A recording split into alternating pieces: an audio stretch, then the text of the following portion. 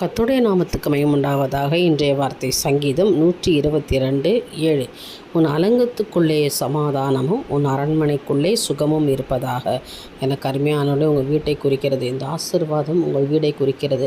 உங்கள் வீட்டுக்குள்ளே ஒரு சமாதானமும் சுகமும் காணப்பட வேண்டும். வீட்டுக்குள்ளே ஒரு அலகழிப்பு, ஒரு பிரச்சனை, ஒரு உபத்திரம் இருக்குதா? நீ கலங்காதீங்க. இன்றையிலேருந்து கர்த்தர் சொல்கிற உன் அலங்கத்துக்குள்ளே சமாதானம், உன் குடும்பத்துக்குள்ளே நான் சமாதானத்தை உண்டு பண்ணுவேன். உன் அரண்மனைக்குள்ளே நீ வசிக்கிற உங்கள் வீட்டில் உன்னை நான் ஆசீர்வதிப்பேன். உன் சமாதானத்தையும் சந்தோஷத்தையும் நான் கொடுப்பேன். சுகம் இருக்கும். வியாதி, வேதனை, பலவீனம் இவை எல்லாவற்றையும் நான் உன்னை விட்டு அகற்றி போடுவேன். ஏனென்றால் சமாதானத்தையும் சுகத்தையும் கொடுக்கிற தேவன் இன்றைக்கு உங்களோடு கூட இருக்கிறார். என்னுடைய சமாதானத்தை நான் வைத்து விட்டு போகிறேன். ஒருவனும் உங்களை எதுவும் சேதப்படுத்தாது என்று தேவன் இன்றைக்கு சொல்கிறார். ஆனால் சேதமான காரியங்கள் எல்லாவற்றையும் உங்களை விட்டு அகற்றி போட்டு சமாதானத்தையும் சந்தோஷத்தையும் இன்றைக்கு கொடுப்பார். நம்பிக்கையோடு அந்த நாளை துவங்குங்க.